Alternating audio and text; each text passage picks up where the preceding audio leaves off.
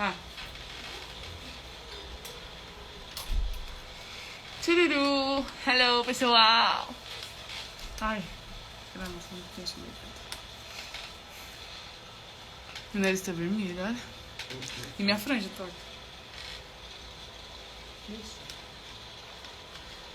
Você fez. Eu cortei. Eu cortei.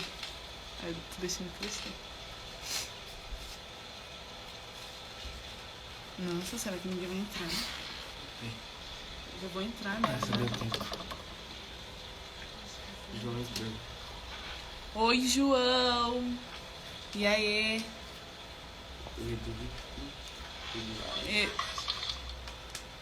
Oi, Eduardo! Vou sentir a sossega. Oi, Roberta!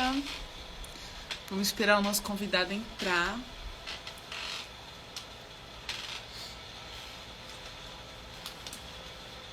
Guilherme, oi Guilherme. Edu já entrou.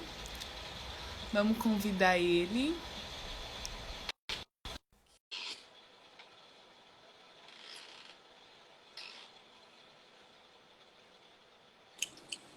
Oi! Oi, Edu.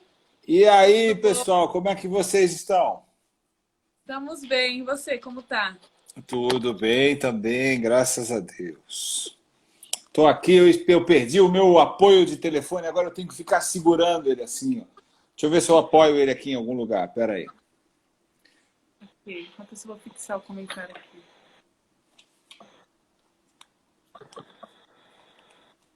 Ah, eu vou conseguir, a gente vai conseguir, sabe por quê? Porque a gente é criativo, meu. Isso. Como é que tá a vida de vocês aí, tá tudo bem? Tudo sim. Olha que legal ficou, tá muito torto, não? Não, acho que tá bom. Perfeito. Então, tá bom assim. Deixa eu ver aqui, ó. Deixa eu só... Vamos ver se a gente melhora essa luz. Vamos melhorar essa, vamos melhorar tudo, ó. Só não sei como... O que você Opa. aqui? O que você quer fixar? Um comentário? Não, já fixei, já. Eu gostaria de começar Já agradecendo fixou? por Ah, você ter aceitado. É uma honra enorme ter você aqui com a gente. E eu vou a contar honra é um pouco da minha. nossa história. Tá. A gente é uma banda, né? Banda dos Curumins, é uma banda de jovem, de 18, 16 integrantes. É aqui da... E a banda iniciou quando a gente era bem pequenininho e começou lá na Curumins. E nosso professor Wilson, também que ele é integrante da... Ele resolveu juntar os talentos, para decidir juntar e fazer uma banda. Nisso, a gente faz suporte, né, para poder estudar, para poder crescer. Veio a quarteira. A gente passava o tempo todo estudando aqui com outros professores. E é isso. É para casa, a gente ensaia, e é isso. Tá. Eu tô achando ótimo isso tudo. A gente só tá com um problema que tá cortando o seu áudio. Você me ouve bem? Sim. É, o seu áudio ele foi cortando todo, você foi contando uma história bonita e eu fui perdendo a história. Será que a nossa conexão não tá boa? Calma, eu vou tentar mais perto do... Porque o seu áudio você fala e ele vai cortando, sabe? Uhum. Será que agora melhorou um pouco? Melhorou bastante agora. E eu estou querendo também arrumar um lugar para eu fixar o meu celular aqui sem eu precisar ficar me mexendo tanto. Espera aí. Mas me conta, desde quando que vocês têm essa banda? A banda, esse ano ela completou 7 anos. 7 anos. Opa, acho que ele caiu aqui. Chururu. Oi.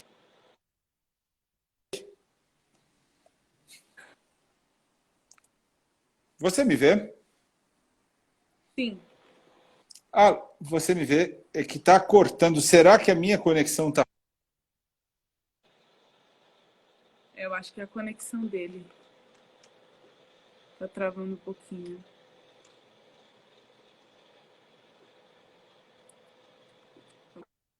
Acho que é a sua conexão, Edu. Você travou aqui um pouco pra gente. Aí, agora voltou. Tá. E agora? Agora tá tranquilo. Tá bom. Só que eu não vejo vocês. Eu não sei com quem que eu estou falando. Ué, Vamos começar de novo? vamos. Vamos ver se ela melhora? Tá, vamos começar de novo. Vai lá. Você começa a live de novo, tá? Pode ser? Pode ser? Vai lá. Vou sair então. Vou esperar você começar de novo. Tá. Sai e volta. Não, não, vamos encerrar não. Aí a gente convida, não? Convida. Eu não tô falando pra... Pera aí, galera, que a gente já vai entrar com o nosso convidado. Vamos esperar o Edu entrar pra gente poder chamar ele de volta aqui. Pra quem não me conhece, eu sou a cantora da banda dos Curumins, a Tiffany, e esse... Davi, o baterista. Isso. Agora! Aí, tá melhor, Edu? Agora sim. A gente te vê tranquilo, ouve tranquilo aqui. Perfeitamente, então.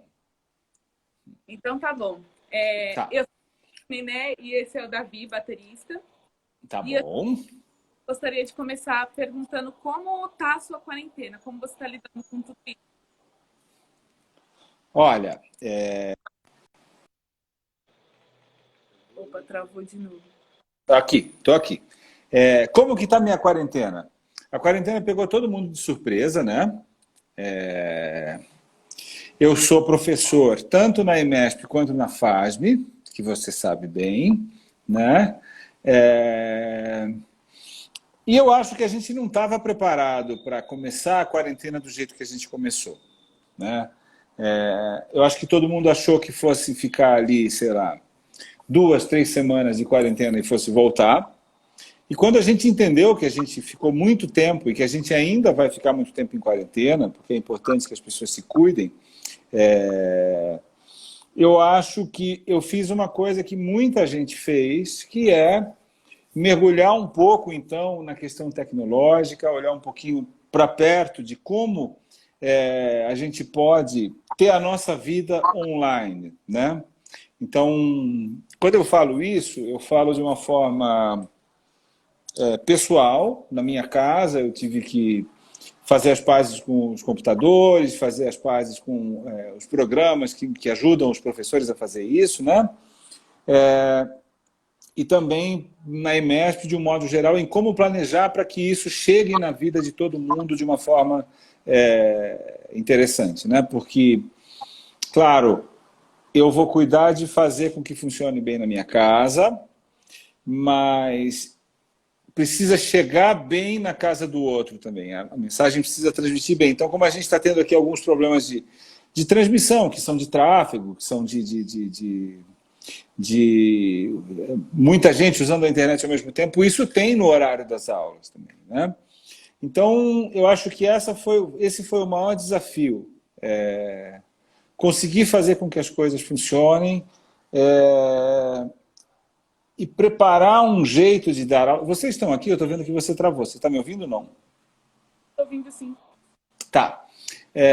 Preparar uma experiência de não sei quantos anos, sei lá, de 20 anos dando aula presencialmente, transformar isso para uma experiência, então, de aulas online. E o que eu vejo é que o resultado foi ótimo, né? Porque tem um jeito de dar aula online que é difícil de você dar uma aula de prática, dar uma aula de instrumento, você não está vendo o seu aluno, você não está vendo as pessoas que estão com você, mas ao mesmo tempo a atenção fica um pouco maior e eu acho que a gente conseguiu tirar um bom proveito disso, né? Tanto os alunos quanto os professores, né? E aí tem toda a questão de adaptar a família, de adaptar a casa, de adaptar a sua vida a isso, né? de estudo, de prática e de rotina. Eu sempre tive uma rotina de ficar fora muito tempo, de trabalhar tocando, de viajar para tocar, então isso acabou, né? Isso não existiu durante muito tempo e eu acho que foi semana passada, no domingo, que foi a primeira vez que eu toquei com alguns músicos que não fossem, que não tivessem dentro do meu computador, né? Que não fosse uma gravação remota para se fazer, que não fosse um playback para se tocar junto. Então, acho que essa adaptação com a música, a gente que está acostumado a tocar por aí com as pessoas, essa foi uma das maiores adaptações que a gente teve, no final das contas. E para vocês, como é que está a quarentena? Bom, para mim, tá, no começo foi bem difícil, você falou adaptar, eu também fiquei de novo. E foi bem difícil conciliar essa não era muito conectada com a internet, então foi tudo uma novidade. Me ajudou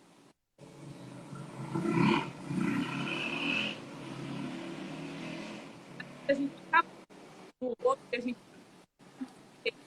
mas quando a gente tá lá sozinho dentro de casa e é você por você, então você acaba tendo os seus erros não de ano, você, você não via. Então você acaba corrigindo esse erro e acho que agora está mais difícil conseguir reconciliar algumas coisas, mas eu espero que logo, porque eu já não você, Davi. É a mesma coisa que você falou, uma coisa muito diferente que você está fazendo aqui dentro com seus amigos, a todos os dias presente aqui. E tem que estar é, todos vocês gostam, é uma coisa muito difícil tudo e não é a mesma, pra mim não é a mesma coisa. Eu tenho uma aula que foi uma coisa de dificuldade assim, de conciliar, mas agora eu já estou pegando o costume já fazer minha tal. E foi bom porque foi tempo para a gente refletir sobre coisas que estão sobre refletir como a gente deve votar, como a gente deve tratar as pessoas. E foi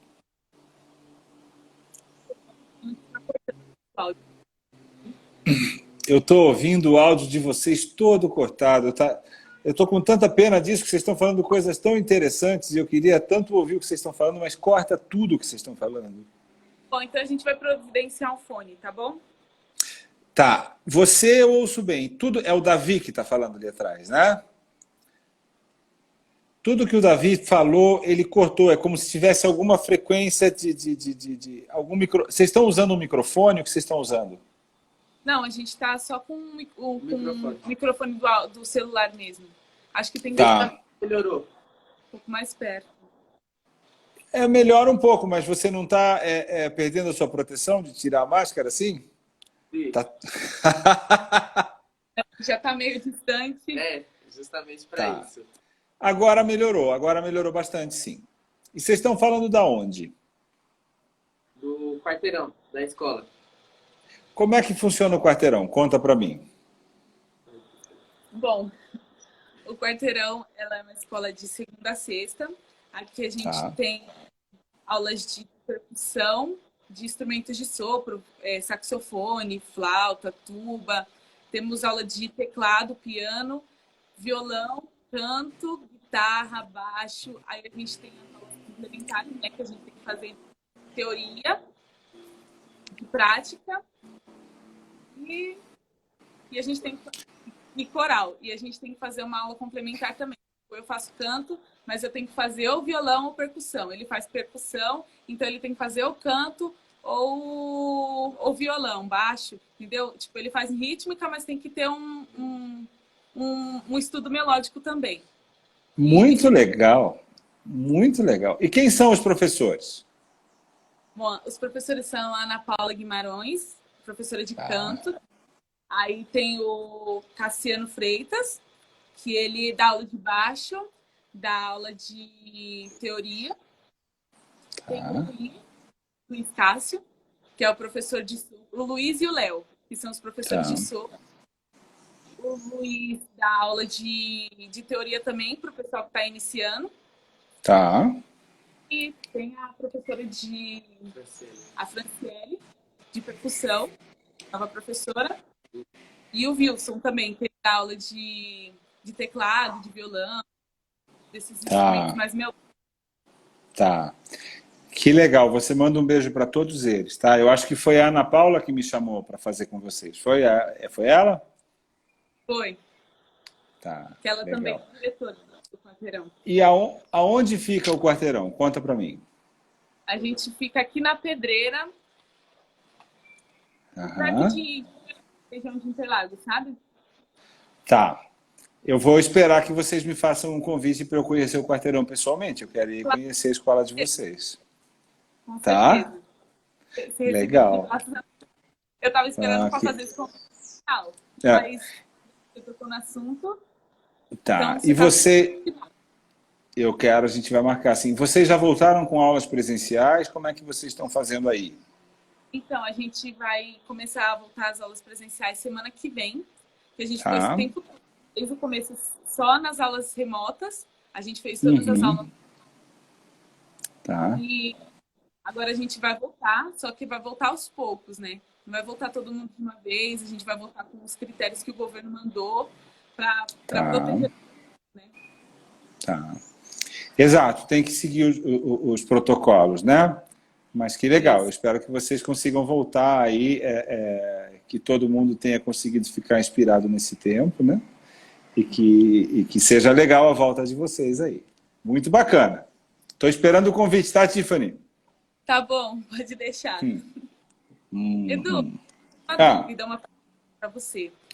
Eu queria saber se o Edu dos palcos é o mesmo Edu professor, ou tem uma diferença entre os dois.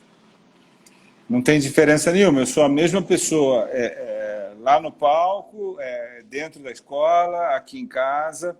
Claro que isso demanda concentrações diferentes, demanda conhecimentos diferentes. Quando eu falo concentrações, é uma questão, é um estado de atenção, né? É um estado de preparo para você tocar no palco, para você entreter as pessoas, porque eu acho muito... Tanto o professor quanto o músico que está no palco, a pessoa está te dando a coisa mais importante que ela tem para você, que é a atenção dela, né? Ela saiu da casa dela, e é isso que as pessoas estão fazendo com a gente aqui agora, né? Ela saiu da casa dela, ou de alguma maneira ela parou tudo que ela estava fazendo para ouvir o que você está tocando, para ouvir o que você tem para dizer, para se divertir ouvindo você, ou se distrair ouvindo você. Você não sabe o que como que vai ser para cada um, né? Tanto para os professores, tanto para os alunos, quanto para as pessoas que estão ouvindo, sei lá, ouvindo uma música ao vivo, ouvindo o que você grava, os seus álbuns. Eu acho que tudo tem muita diferença, né? Eu estou ainda querendo arrumar aqui um lugar para eu deixar o meu celular parado e não precisar ficar mexendo. Eu vou conseguir ainda. Mas, olha aqui, olha só, eu consegui. Mas, ufa! Mas, Tiffany, tem que ter uma diferença, sim, porque são coisas distantes, são coisas distintas, né? Tocar ao vivo, dar aula, mas eu acho que para tudo você tem que estar preparado, né? Você tem que ouvir, tem que chegar em todos os lugares com o mesmo preparo e com a mesma dedicação para agradar aquelas pessoas, não naquele sentido de que você tem que ser o bonzinho da vida e agradar a todo mundo, né? Mas fazer valer aquela atenção que as pessoas estão te dando, né? Mas eu não vejo diferença do que acontece. Eu vejo as duas coisas com muita importância, tá? Tanto tocar, quanto dar aula, quanto gravar, quanto qualquer coisa que você faça, você tem que conseguir fazer com muito... Tem aquele estereótipo de você falar que eu faço a minha arte com muito carinho, com muito amor. E isso é bonito, porque envolve arte, mas, na verdade, a palavra também é profissionalismo. E para um artista... você ser criativo, você ter amor pela profissão. Amor, eu acho que você tem que ter, todo mundo tem que ter amor pela sua profissão, né? Eu acho que mesmo dentro da profissão de músico, vocês são jovens, eu não sei quantos anos vocês têm, mas vocês me parecem ser muito jovens, né? Então a gente escolhe uma profissão por amor, né? Eu espero que todo mundo faça isso na vida. Infelizmente, a gente tem por uma questão econômica, social e cultural, a gente tem uma deturpação disso. Muita gente escolhe a profissão por o que essa profissão pode te dar em retorno financeiro, né? E aí eu acho que a gente começa a entrar num lugar onde a gente pode ter pessoas que são mais felizes ou mais infelizes, né? Eu não estou dizendo que todos os artistas são felizes e todas as pessoas que não são artistas são infelizes, né? Eu acho que você tem que ter amor pelo que você faz. O que você faz? Eu sou engenheiro, eu cuido da casa, eu cuido de pessoas, eu sou médico, eu sou músico, eu sou um servente de pedreiro, eu sou um ajudante, seja lá qual for a profissão. Você tem que ter algum prazer de fazer aquilo, e não fazer aquilo só por ter o seu sustento, né? E aí gera-se mais uma confusão ainda, que nas profissões, então, onde você ama, onde você quer fazer porque você gosta muito, talvez você não precise ser remunerado. Eu acho que isso é uma grande confusão da profissão de artista, né? Eu acho que essa é a nossa grande briga. A gente não vai falar de política, a gente não está aqui para falar disso, mas de um governo e de uma sociedade inteira que vê o músico, vê o artista um pouco marginalizado, né? Como se fosse uma coisa não importante, né? Como se fosse uma coisa que não gerasse receita. E no final das contas, ou então vê só de uma maneira lúdica, né? Uma coisa como às vezes o esporte é visto, né? E dentro do esporte, dentro das artes, você tem os profissionais dessa área que vão fazer essa chama ficar acesa sempre e que de alguma maneira entretêm as pessoas, e isso é importante para não é nem um entretenimento para alimentar as pessoas, né? A gente se alimenta de música. Então, se você me perguntar se eu me alimento de música, eu vou te dizer que eu me alimento de música, sim. Agora, se eu perguntar para o meu vizinho de baixo, que eu não sei nem o que ele faz de profissão, mas eu sei que ele não é músico, talvez isso seja um pouco esquisito para ele, mas ele deve se alimentar de alguma coisa que seja a profissão dele, né? Eu não sei nem por que eu entrei para falar disso, eu já me perdi um pouco aqui no meu raciocínio, mas a gente estava falando da coisa de fazer com amor. Eu acho que a palavra é profissionalismo, é entregar bem o que você se dispõe a fazer, né? Amor, toda profissão tem que ter, era aí que eu queria chegar, né? Amor, toda profissão tem que ter, né? Profissionalismo você tem que ter, e para um artista, ser criativo, estar inspirado, faz parte da profissão dele. Você vai ser um artista melhor se você for mais criativo, se você estiver mais inspirado. E isso não deixa de ser um profissionalismo, né? Então a gente tem pessoas que são completamente criativas, que são inspiradas, mas que não são profissionais, né? Que são profissionais de outras áreas. E até mesmo dentro das artes a gente tem os artistas, que são pessoas super criativas, mas que não conseguem fazer com que aquilo vire uma profissão para eles, né? Então, eu acho que a nossa profissão ficou um pouco perdida, ainda é um pouco perdida nesse meio. A gente tem exemplos muito, muito claros do que é a profissão, de como ela deve ser seguida, né? Mas ainda falta eu acho que um entendimento um entendimento geral da população, assim, do que é a profissão de artista, né? Não falando só de músico.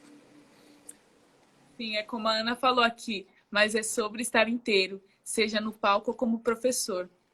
Sim, é você entregar o máximo que você pode. É você... verdadeiro. Exatamente. E aí eu acho que se a gente tivesse isso em todas as profissões, a gente teria um mundo muito melhor, porque é muito bonito, e esse bonito não é piegas, tá? É muito prazeroso, então é muito esperançoso quando você encontra qualquer profissional que está inteiro ali falando com você. Então, para mim, um exemplo muito claro disso é a medicina. Às vezes você vai num consultório médico de uma pessoa que não está ali com você, ela está cumprindo uma tabela, fazendo um trabalho, trabalhando por dinheiro.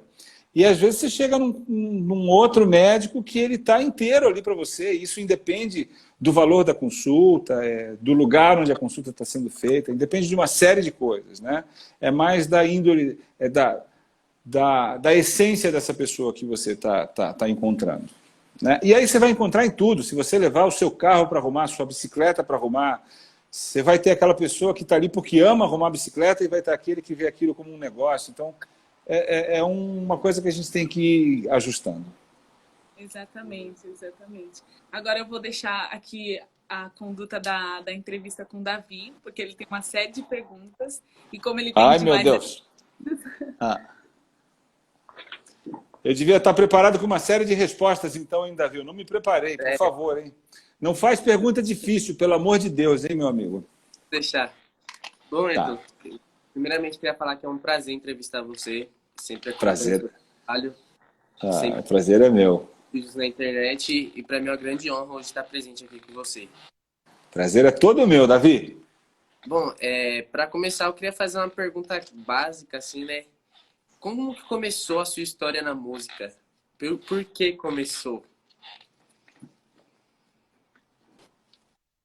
Tá, eu vou ter que conectar meu telefone, que agora eu estou sem bateria. Mas eu vou trocar aqui, eu vou para o meu quartinho de estudo que eu tenho aqui em casa. Minha história com a bateria, Davi, começou muito cedo. Porque a minha família toda, meu pai tem uma banda de baile. Você sabe o que é uma banda de baile? Sim.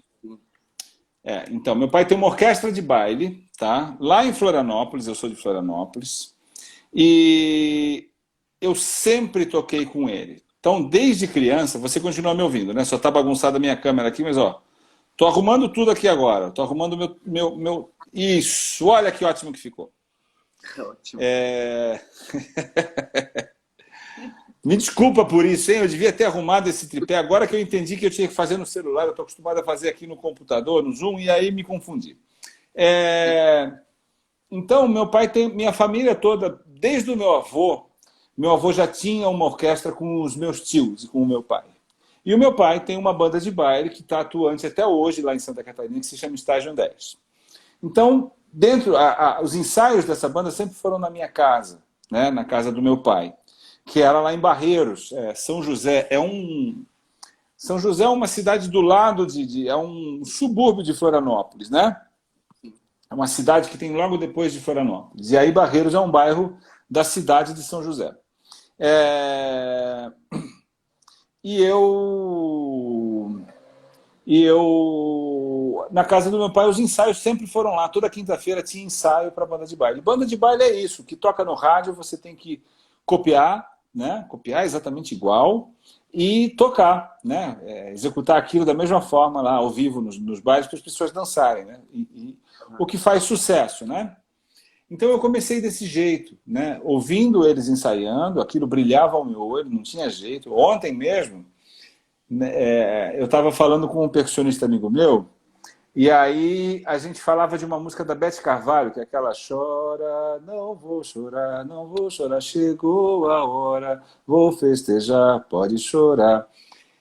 E a gente estava falando de baterias, de percussão, e aquela levada é uma coisa muito importante para mim, aquele jeito de tocar, né, que ele até me explicou, que é do grupo Fundo de Quintal, que eles criaram uma outra maneira de conduzir o samba naquele momento, ali a gente está falando do início dos anos 80, mas aquilo vem da minha infância. Eu lembro de eu estar em casa de tarde e o meu pai está ensaiando isso com uma orquestra enorme para tocar no carnaval, e aquela coisa brilhava, eu queria participar daquilo de todo jeito, eu não queria ficar de fora, né? E aí a gente está falando de coisa, sei lá, eu tinha 3 anos de idade, por aí, 3, 4 anos, né? E sempre convivendo com aquilo. Quando os meus irmãos, que são mais velhos do que eu, começaram a tocar violão, e aí entraram um pouco ali pelo lado dos Beatles, né? Dos Rolling Stones, do rock, né? Que naquela época eles chamavam de rock pesado, né? Imagina, aquilo é um rock super leve hoje em dia, né, bicho? Rock pesado é uma outra coisa, né? Naquela época a gente dizia, eles tocam rock pesado, cuidado com eles, né? Pô, era um super negócio tranquilíssimo, né? Hoje em dia você vê essas bandas pesadíssimas, né? Tocando com uma técnica incrível, com uma potência de som incrível, que aquilo vira uma outra coisa. Mas mesmo assim começaram por ali. E eu vi que um pegou um violão, o outro pegou o outro violão, e eu fiquei, e agora? Eu vou tocar o quê? Né? O que eu vou fazer? E aí tinha um violão que não tinha cordas em casa. Né? Tinha um violãozinho pequeno, que eu não sei por que as cordas dele quebraram e as cordas ficaram. Na minha casa sempre teve um monte de instrumento, assim, né? Teve um monte de instrumento pela casa, assim. E aquele violão eu virava ele de lado e imitava uma bateria. Essa parte oca do violão, para mim, virava uma caixa acústica que era o bumbo da bateria, né? Então eu tocava com eles ali. Eu lembro que a primeira música que a gente tocava era uma música do Kiss, que é um grupo de rock que veio no Brasil nos anos 80. E eu acho que ali eu comecei a tocar e já me senti músico naquele primeiro momento, assim, né? E aí as coisas foram tomando um pouco mais de rumo, aqueles ensaios que os meus irmãos faziam. A gente começou a separar um repertório e eles saíram de dentro de casa e foram para tal edícula onde a orquestra do meu pai ensaiava, e aí a gente ensaiava nos dias que eles não estavam ensaiando, e começou a ficar uma rotina de quase todos os dias. A gente chegava no final de tarde e falava assim, aí, vamos tocar um pouquinho? Né? E enquanto isso acontecia, meu pai sempre foi profissional disso. Meu pai é contador, né? Mas ele sempre teve orquestra e sempre trabalhou profissionalmente com orquestra. Até hoje eles trabalham com isso. Então meu pai sempre viajou no fim de semana para tocar. E minha mãe era muito doente e faleceu em 1984. E eu não queria mais ficar em casa sozinho. Meu pai precisava continuar viajando. Então eu comecei a viajar com a banda de baile e comecei a tocar algumas músicas no meio do baile. Isso eu tinha 9 anos de idade, 9 para 10. Então eu viajava, passava o fim de semana viajando, dormia no camarim e acordava de madrugada e tocava 2 ou 3 músicas. E desde lá eu nunca mais me vi numa situação que não fosse uma situação profissional de música. Eu acho que eu comecei muito cedo na profissão, né?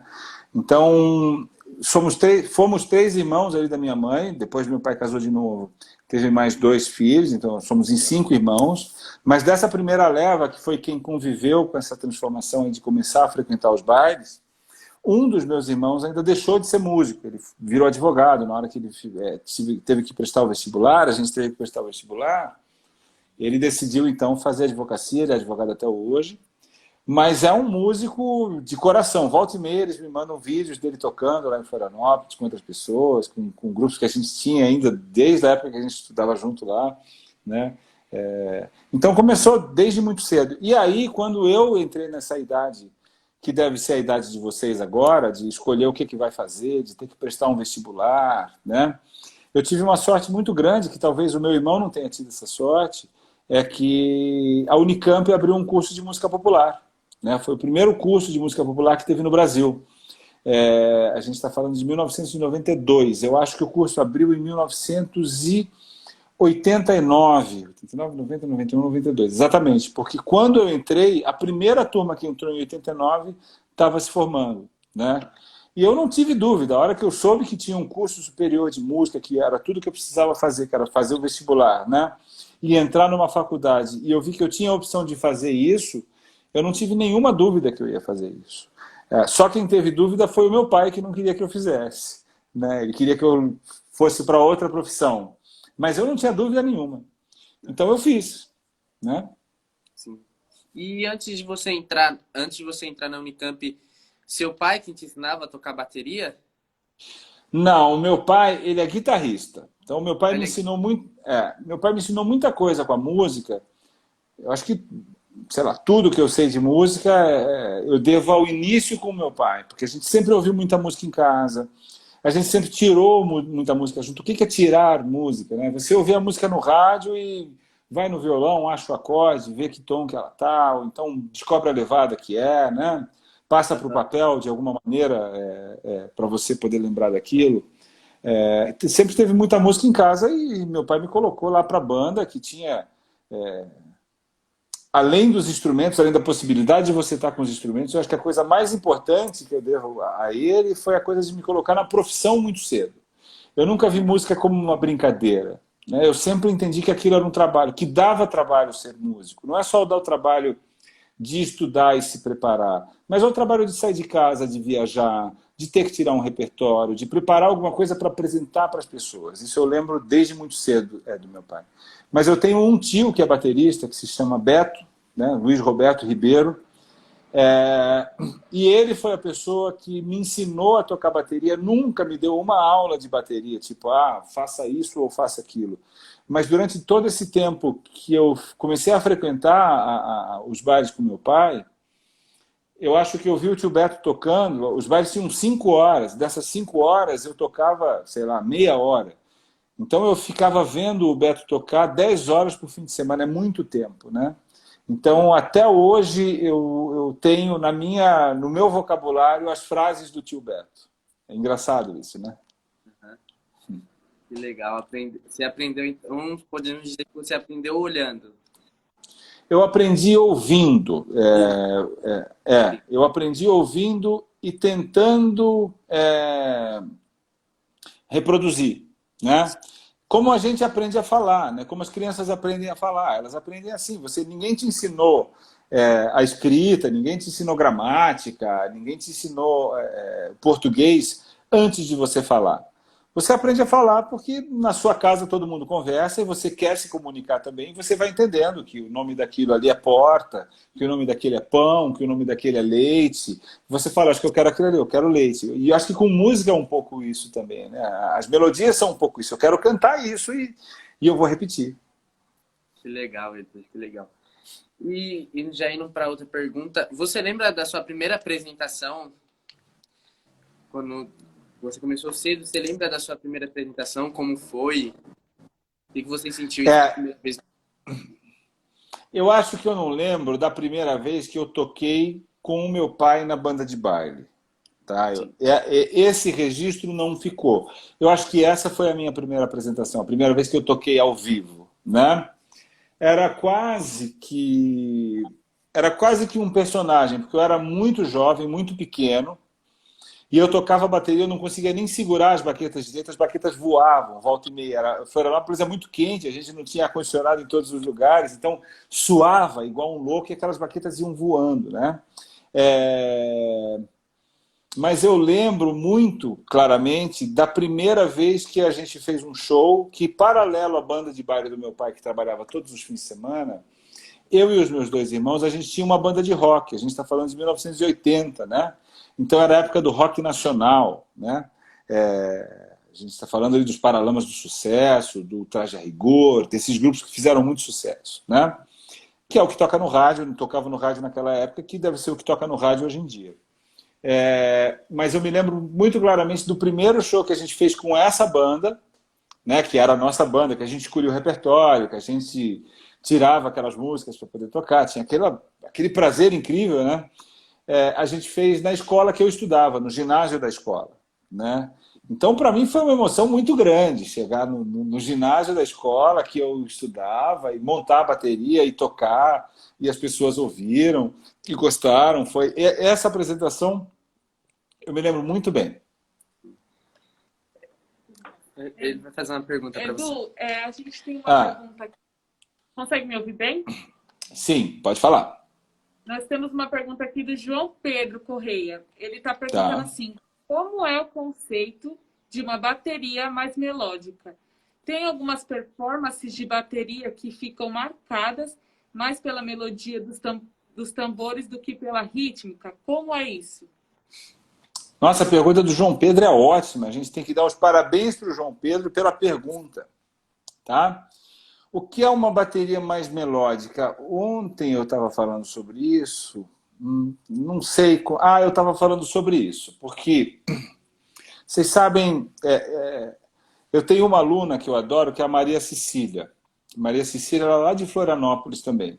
E ela estudou na Unicamp também. Ela se formou agora e agora ela é minha aluna particular, assim, né? Com a pandemia a gente faz aulas online. E ontem, com a pandemia começa uma coisa que todo mundo se grava, né? Todo mundo grava um pouco, e eu acho muito legal isso. E ontem ela me mandou um vídeo não, só o áudio, de uma gravação que ela fez em cima de uma gravação da Mônica Salmazo, né? Da música do Chico Buarque, da Valsinha. Que é uma música que não tem um ritmo muito claro, né? Ela tem muito rubato, tem muita fermata. Isso é uma coisa muito difícil para um baterista. E aí tem umas partes onde vai tendo ali uns arpejos de piano e vai tendo uns rubatos, e ela pontuou. O que eu digo pontuar? Tem uma melodia, né? Pi-ba-da-da-ba-da-ba-bo. O baterista não tem essas notas. Então você toca junto nos pratos, tique, tique, tique, tique, tique, alguma coisa desse tipo, né? É, E aí eu me lembro que eu tocava com o Yamandu Costa, que é um violonista, né? E o Yamandu um dia ele me deu a bronca mais produtiva que eu tive na vida, ele me deu sem querer, né? Porque eu me lembro que eu até que sugeri que a gente tocasse a suíte Retratos do Radamés em Ata, né? Que era só o movimento da Chiquinha Gonzaga. E no final tinha uma parte dessa, um rubato. E eu sempre fazia com os pratos juntos e achava que estava arrasando e achava que aquilo era uma coisa que o baterista estava interagindo com a música, né? E o Yamandu me falou, mas tchê, é horrível aquilo. Mas assim, pô, sem filtro nenhum, né? Falou, aí eu quero fazer aquela frase, fica os pratos juntos e aquilo trava o músico. Então, quando o cara me pergunta o que é uma bateria mais melódica, é uma pergunta difícil de falar, porque bateria é um instrumento rítmico, né? Mas, embora ele seja um instrumento rítmico, ele é um instrumento que está completamente inserido dentro de um contexto musical.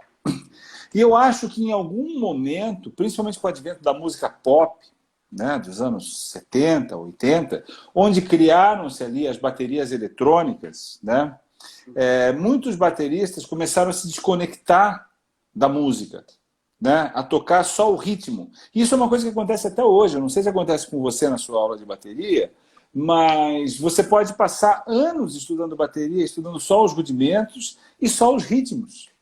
E como é que você vai fazer para tocar uma música? E você vai simplesmente fazer uma colagem, colocar um ritmo? Não, a música tem uma alma, tem uma coisa completamente diferente disso. Então eu acho que tocar melodicamente numa bateria, a primeira coisa que eu pensaria é que mesmo tocando ritmicamente, que seria tocando a levada, que é a função da bateria, você precisa estar inserido no contexto da música para fazer as nuances que a música precisa, para trabalhar com a dinâmica que a música precisa, para criar as tensões e relaxamentos que a música precisa. Mesmo que seja uma música pop, que ela vai da primeira parte para a segunda parte, que você precise fazer uma mudança de colorido, coisas desse sentido, né?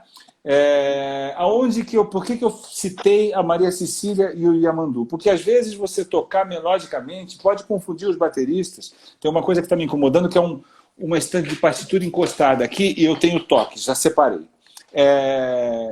Às vezes os bateristas eles podem confundir que tocar melodicamente seja você tocar o tempo inteiro junto com a melodia da música, né? Pontuar a melodia da música, né? Então fala uma música que você gosta para mim, É Denis o seu nome, né? Sim. É? Davi. Davi. Fala uma música que você gosta para mim, Davi. Lamento Sertanejo. Pebododô, pibododô, dedo, dedo, pabododô, rareiro, padareiro. Você gosta de uma música linda, hein? Parabéns, bicho. Agora, você imagina, isso é a melodia da música. Você imagina se o baterista for tocar essa música e tocar ta-pa-pa-pom, to-to-te-ta-ta-to-te, ti-ta-to-to-ti-ta-to. Não é a função da bateria ali dentro daquilo. Então a gente não pode confundir isso. Para mim, tocar melodicamente é tocar mais inserido no contexto da música, sem perder a função que uma bateria tem dentro da música. A bateria tem uma função rítmica, mas ela pode sim criar elementos, citar as melodias e assim vai. E ainda falando de tocar ou não melodicamente, se você pensar em improvisações, né, onde você vai criar... O que é uma improvisação? Mesmo pensando no Lamento Sertanejo que você tocou, né? Ela tem uma estrutura, ela tem uma sequência de acordes e tem uma melodia que surfa em cima dessa estrutura. Então, você criar uma nova melodia, um pianista, um saxofonista, isso seria improvisar em cima da forma da música, improvisar em cima da melodia da música, né? E isso um baterista pode fazer também, só que ele não tem mais essa conexão dos acordes e as notas do instrumento dele, do tambor dele que vão soar dentro de um acorde ou não, né? Então você precisa trabalhar com questões rítmicas, né? Mas você pode criar frases que você pode até repetir. Patapum, pim, pá, poducutum. Padacutá, padacupá, pum, pum. Patapum, pum, pi, padacutum. Tatum, padapá, paputum, tum, tum. pá, pum, padaco, tum, tum, pá, padaco, pá. Estou cantando o meu instrumento aqui com você. E isso é completamente diferente de você simplesmente pegar os seus rudimentos, pegar as suas questões técnicas e querer inserir ali dentro. Então, tem músicos que soam tecnicamente, né? Mesmo saxofonistas, guitarristas, tem músicos que eles, ao invés de improvisar, de criar melodias novas, de cantar melodias novas, eles simplesmente tocam as escalas para cima e para baixo, tocam as escalas para cima e para baixo, que é um jeito de você fazer também. É um jeito de quando você toma contato. É muito gostoso quando você está tomando contato com a improvisação, você vê que as coisas se encaixam ali, né? Mas tocar melodicamente, para mim, é sempre criar frases, falando de improvisação, né? Criar frases em cima de uma estrutura de uma música que você está tocando, né? Então, se você pegar qualquer baterista improvisador, como o Aito Moreira, que é um baterista brasileiro super improvisador, né? Ou o Kleber Almeida, que é um baterista da nossa geração, da minha geração, que é um super improvisador, ou o Antônio Sanches, que é um baterista mexicano, que é um super improvisador, né? Ou os bateristas mais antigos, né? O Art Blakey, todos são muito melódicos, né? Todos estão criando frases com a bateria, né? Mesmo bateristas que trabalham mais ritmicamente, como, sei lá, o Steve Gadd ou o Wilson das Neves, que era o nosso trem do samba, tem um cantar ali que tá o tempo todo acontecendo. Eu acho que é quem canta o instrumento, seja ele ritmicamente ou não, está tocando melodicamente. Com certeza. Tá? Legal. Você tem uma ligação, né, pelos seus familiares, e você toca algum instrumento, além de bateria, instrumentos melódicos? Qual a sua relação? Eu tento tocar o piano. Sim. E eu tento tocar o violão, tá? Perco um tempo tremendo da minha vida, gosto do contrabaixo, gosto de todos os instrumentos, tá?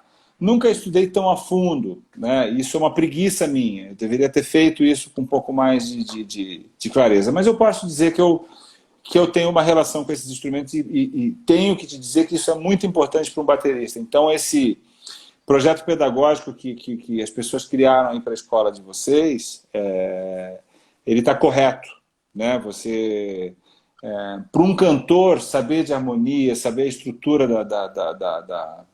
da harmonia, saber a estrutura da música é muito importante, né? Para um instrumentista de sopro também é muito importante, né? E às vezes são coisas que as pessoas não colocam, né? Que não se tem como tão importante. Da mesma forma que para um guitarrista ou para um pianista é muito importante ter uma condição rítmica também, estudar um instrumento de percussão, né? É importantíssimo isso, né? Para um baterista, então, conhecer um outro instrumento, eu acho que para qualquer instrumentista, você entender o que o outro passa quando você está tocando com ele é importante.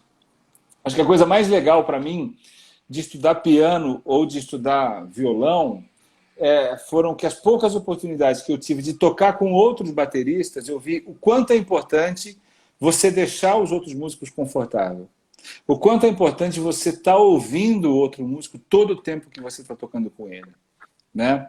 Que o baterista, voltando àquela questão do melódico ou não melódico, se ele simplesmente achar que ele é uma máquina de ritmo, ele vai tocar reto aquele negócio e não vai parar nunca mais, né? E a música mudou de tom, a música mudou de perspectiva, e ele continua tocando do mesmo jeito. Ou então, também, uma coisa que é comum dos bateristas, né, é aquela coisa do mamãe, olha o que eu sei fazer, né, que você fica horas estudando no seu quartinho, uma coisa super difícil, e a hora que você vai tocar, você quer colocar aquilo de alguma maneira, né? Então você se coloca inadequadamente em uma música, né? Acho que é como se a gente estivesse conversando aqui e você me pergunta de música e eu te respondo falando de futebol ou de qualquer outra coisa, entende? Sim, entendo. Legal. Tá. E, tirando nessa parte da música, você com certeza deve estudar até hoje. E o que você estuda? Mais ou menos assim, qual que é a sua rotina de estudo? A minha rotina de estudo depende um pouco do que eu estou fazendo e da demanda de trabalho que eu tenho, tá? Então, se a gente for falar um pouquinho da quarentena, eu vou lembrar um pouquinho dessas semanas, né? Quando começou a quarentena, eu tinha uma coisa muito interessante de coordenação da bateria, né? Que são aquelas questões de você botar a clave no pé esquerdo, que eu sempre estudei um pouquinho, não consegui. Então eu escrevi uma peça para tocar aquilo, e aí eu estudei bastante aquilo para poder gravar a peça, né? É... E aí você tem a sensação de que conquistou alguma coisa, né? Com essas questões de esses vídeos de mosaico, né, que um grava daqui, outro grava dali, um amigo meu do Rio, o Paulo Calazans, me mandou um áudio para eu botar a bateria em cima, né, para participar daquele projeto dele do Corona, enquanto o Corona não acaba, né? Aí todo mundo tocava. E ele me mandou uma música que era uma balada pop, assim, um andamento médio, né? Toda cestinada numa pulsação tacata, tacata, tacata, tacata, tacata. E eu fui ouvindo aquilo e pensei em outras subdivisões, subdivisão de 5, subdivisão de 7, e gravei aquilo com aquelas subdivisões, adorei, só que a hora que eu terminei de gravar aquilo que eu mandei para ele, eu falei, opa, eu preciso estudar isso com um pouco mais de jeito. Então eu fui criando uma série de exercícios para estudar. E essas são as coisas que estão tomando o meu tempo, né? Quando eu sento na bateria para estudar, tá? Mas eu acho que a gente precisa estar muito atento à música, ao baterista em especial, né? Para sempre ter uma demanda nova de estudo, para não ficar estudando a mesma coisa o tempo todo, né? Como a gente não toca uma música, como você não tira uma melodia, é muito fácil para um baterista ficar estudando uma coisa técnica durante muito tempo. Então, eu gosto de estudar repertório, né? Vou pegar um disco, então, novo, um álbum novo que eu gostei e vou transcrever essas músicas, tentar tocar junto com elas, né?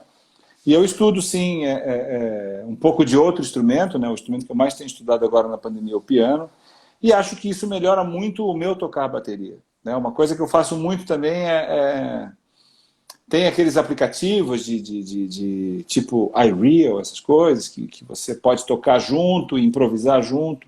Então eu estudo um pouco de improvisação com essas coisas.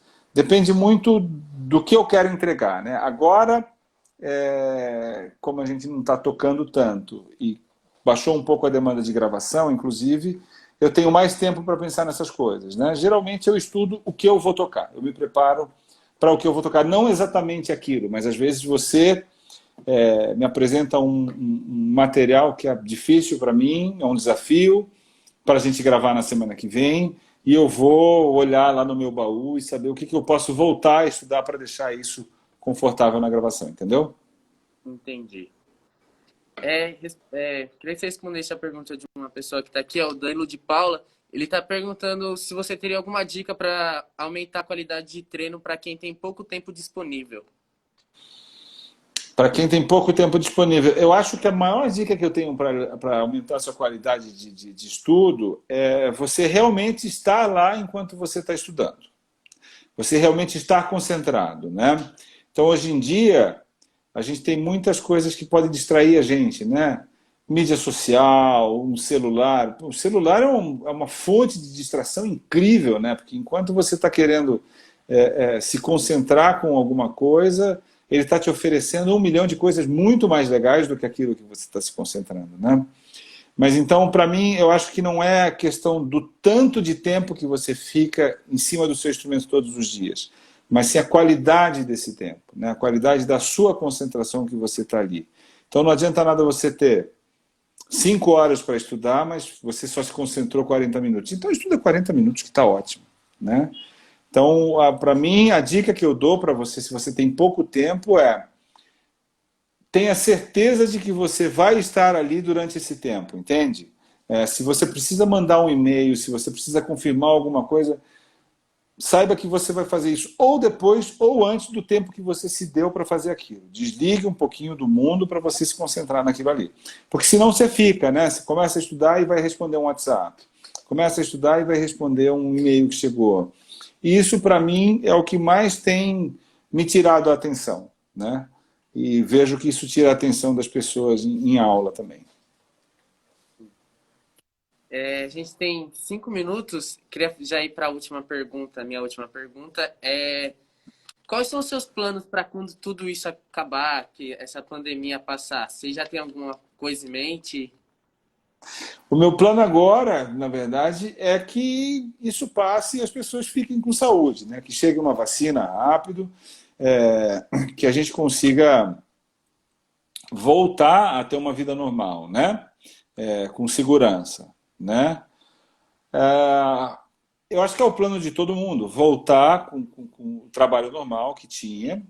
Eu acho que a pandemia fez uma coisa com todo mundo, que é você ver o que realmente é importante para a sua vida, né? Te deu tempo para pensar um pouquinho, né?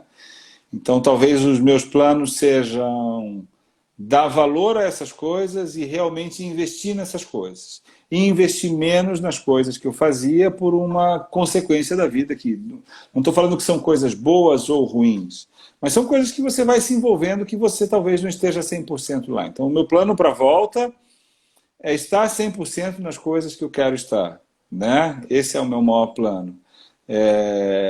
Agora, se fosse para ter um plano mesmo, eu queria que todo mundo vivesse muito bem a partir da volta da pandemia, né? Que todo mundo pudesse fazer isso com tranquilidade, né? A Tiffany vai fazer uma pergunta dela. Não, a minha última pergunta é se a gente não tem mais tempo. Nosso tempo já está estourando. Eu gostaria muito de agradecer por estar agradecendo bastante. O pessoal já tinha bastante pergunta aqui ainda, mas não dá tempo. Então a gente marca live para a gente tirar o resto dessas dúvidas. A gente vai marcando mais algumas coisas para a gente poder se encontrar de novo, via online, pessoalmente também. Com o maior prazer. Eu gostaria de agradecer mais uma vez pela sua presença aqui. A galera gostou bastante. Está todo mundo agradecendo bastante aqui também, que a gente aprendeu muito e aprendizados e experiências que a gente vai levar para o resto da vida. E é isso, Edu.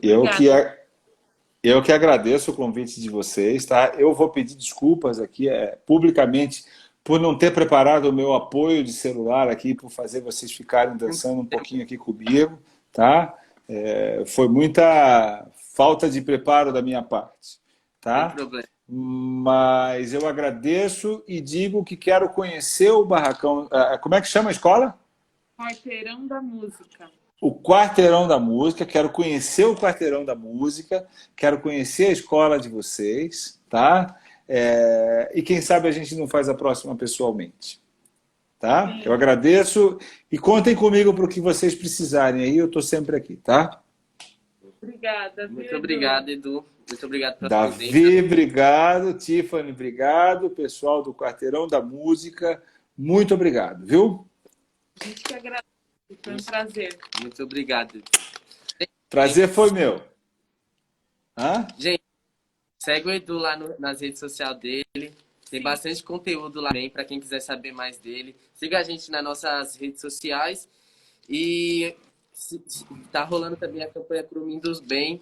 Quem puder ajudar, entra no site. Quem quiser saber sobre essa campanha que a gente está fazendo para ajudar as pessoas, entra lá no site Curumins do Bem. E Edu, muito obrigado. Foi um prazer enorme te entrevistar. Prazer foi meu. Eu estou esperando o momento que a gente vai estar junto pessoalmente, tá? Pode deixar. Beijo para vocês. Tchau. Tchau, gente. Obrigada mais uma vez por estarem aqui até conosco. Um beijão.